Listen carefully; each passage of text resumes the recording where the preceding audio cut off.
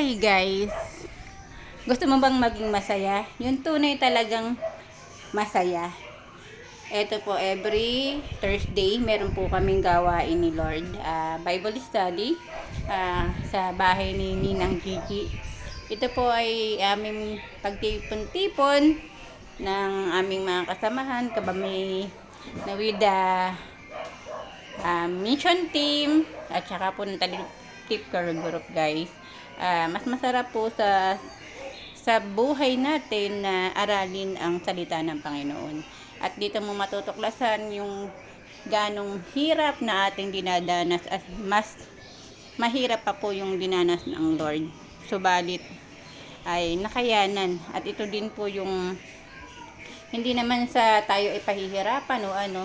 At ito po yung magiging natin, sandalan, yung salita ng Panginoon. Ito po, nandito na po ako.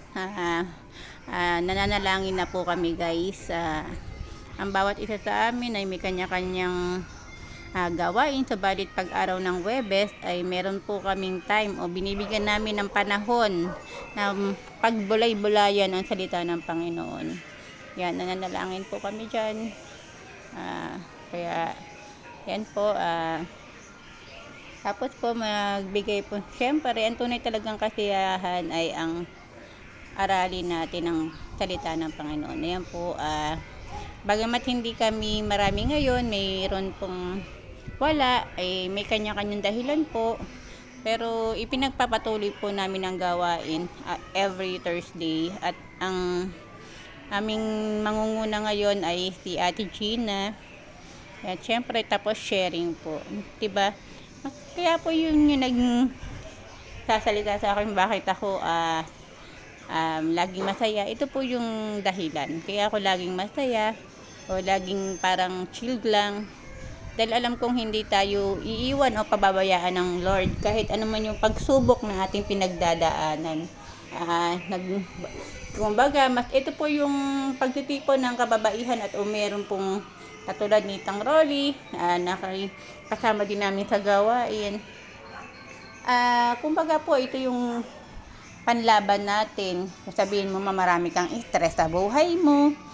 Meron kang ibabahagi mo yun hanggang po na talagang hindi ka pababayaan talaga. Yun po yung naibahagi ko dito sa aming pag-aaral. Yung naging karanasan ko bilang nanay na lahat nung maliliit yung anak mo, lahat ng hanap buhay, pinasok mo, lahat po ng kung ano-ano, hanggang nalugmok ka na sa pagkakautang, kung hindi ka bumabangon. Kaya wala naman po iba talaga makakatulong sa atin eh. At kahit sabihin pang nagkamali, dahil wala naman taong perfecto sa buhay. At ang importante yung pag-amin ng pagkakamali. At syempre, ibigay mo lahat sa Lord. Ibigay mo lahat sa Lord yung hinanaing mo, yung bigat ng kalooban mo. Dahil alam mo, yun lang po yung makakatulong sa atin. Kaya maging masaya tayo sa gawain ng Lord. Kahit tayo ay iba-iba ng iisa yung sasambahin natin. Iba-iba lang tayo ng pinupuntahang church, pero iisa lang ang Lord. Iisa lang yung itinataas natin. Doon natin lahat ibibigay yung papuri, pasasalamat. Hindi man perfecto, pero lahat ng bagay ay ibigay natin sa Lord. Yan, sharing po kami dyan. Ang iyong inay ay share ng naranasan niya sa buhay niya, naranasan sa buhay ko, na kahit anong bigat ng pagsubok, kapag ito ay ibinigay mo talaga sa Lord, matuto lang tayong maghintay. Yung dinadasal natin, minsan nga hindi pa nga natin hinihingi sa Lord ay binibigay na.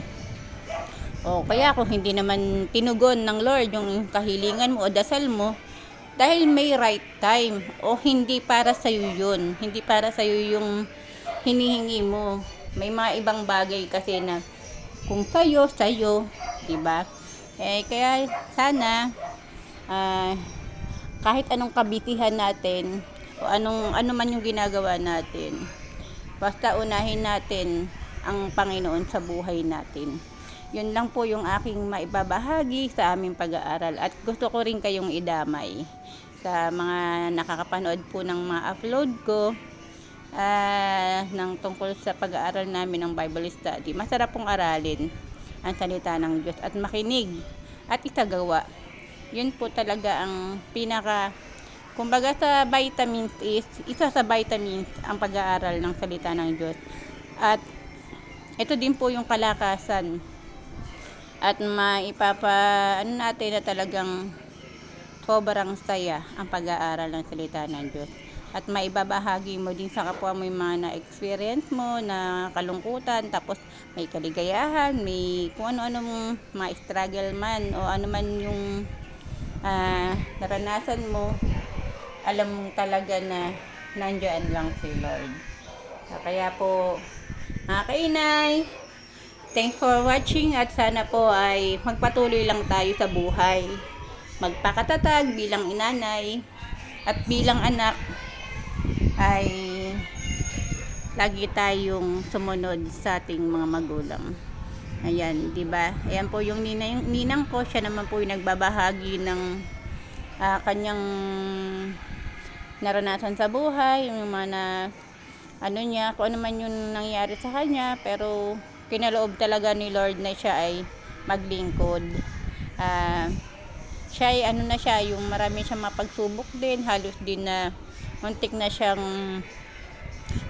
mawalan ng buhay, pero dahil nga inasa niya yung sarili niya sa Lord, na alam niyang hindi siya pababayaan, kaya to nakatindig siya, naglilingkod siya.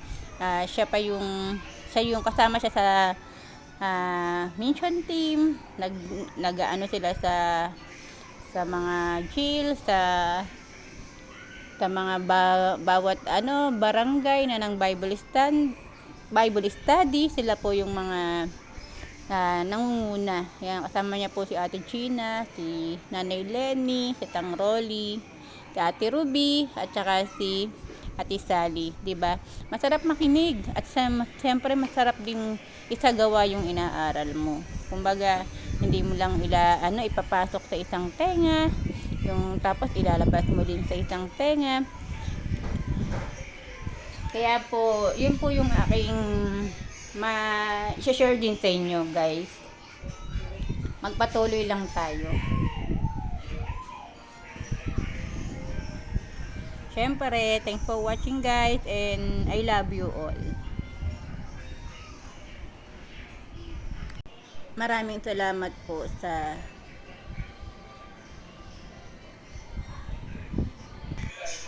palagi lang tayong maniwala na may gagawin at babaguhin ang Diyos para sa atin. Dahil kung ikaw ay hihinto, ay hindi natin makakamtan talaga yung yung kaluwalhatian niya. Magpatuloy lang tayo dahil alam ko na may magagawa ang Diyos sa buhay natin.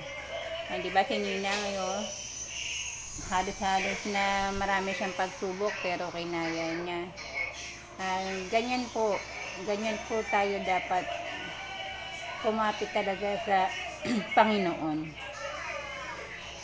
May kanya-kanya tayong dalahin sa buhay, may kanya-kanya tayong kasiyahan, pero yung panandali ang kasiyahan, yan na nandyan lang yan, sanlibutan. Pero yung tunay na kasiyahan ay nasa Panginoon. Yan po yung aking mai-advise sa inyo. At nawa po ay hipuin tayo ng Panginoon kung ano naman na hindi maganda ang ginagawa natin sa buhay natin, ay patuloy tayo na babaguhin ng Panginoon kung tayo ay lalapit. Kasi lahat tayo mahal ng Diyos. Yan po yung pagkatandaan nyo. Ang inyong inay ay unti-unting binago ng Panginoon. Kaya, thanks for watching, guys, and I love you all.